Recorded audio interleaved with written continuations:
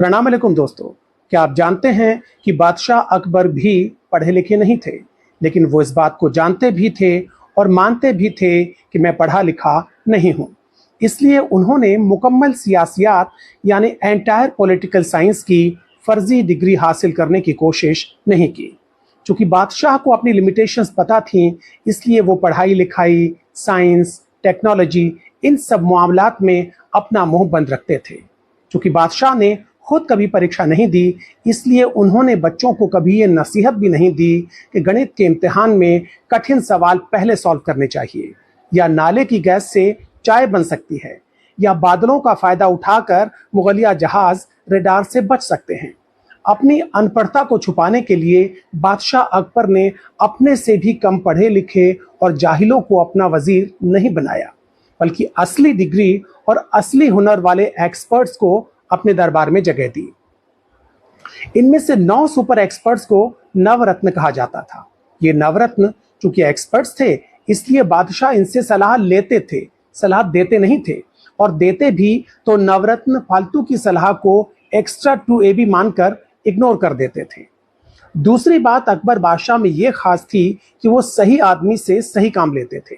मसलन राजा टोडरमल एडमिनिस्ट्रेशन और रेवेन्यू के एक्सपर्ट थे और तानसेन संगीत के।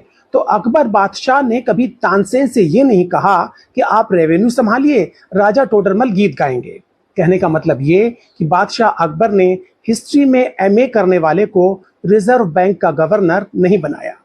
दूसरी बात, बादशाह अकबर की कैबिनेट में सभी की जिम्मेदारियां तय थीं और जवाबदेही भी।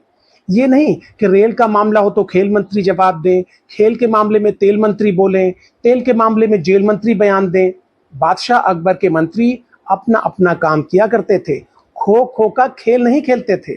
बहरहाल बादशाह अकबर ने सड़कें बनवाई, शानदार इमारतें बनवाई, सराय बनवाई, बहुत कुछ बनवाया, लेकिन जीते जी अपने नाम से जलालुद्दीन मोहम्मद अकबर स्टेडियम नहीं बनवाया।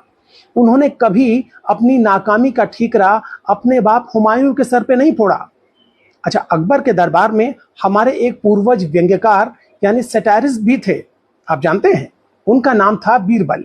मजे की बात यह कि बीरबल के ज्यादातर व्यंग्य और कटाक्ष बादशाह अकबर की कमियों और गलतियों पर होते थे, लेकिन इसके बावजूद बादशाह ने न तो उन्हें सोशल मीडिया पर ट्रोल करवाया और न ही उनके खिलाफ एफआईआर दाखिल करवाई, बल्कि उन्हें अपना नवरत्न बनाया।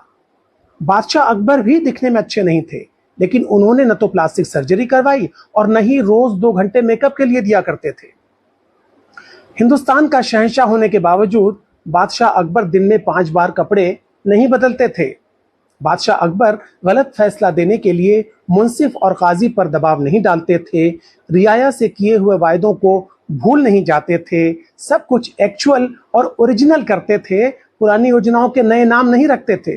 और सबसे बड़ी बात कि बादशाह अकबर ने मजहब को हमेशा सियासत से अलग रखा।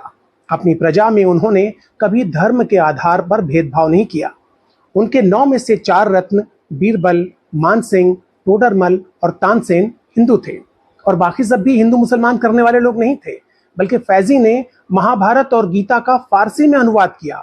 और रहीम के बारे में, अब्दुल रहीम खान खाना के बारे में तो सब जानते हैं कि वो ब्रजनंदन भगवान श्री कृष्ण के अनन्य प्रेमी थे। तो इस तरह बादशाह अकबर ने साबित किया कि राजा अनपढ़ होते हुए भी महान हो सकता है, बशर्ते उसका दिल साफ हो और सोच बड़ी हो, बशर्ते राजा झूठा, मक्कार, धोखेबाज और नफरती न हो।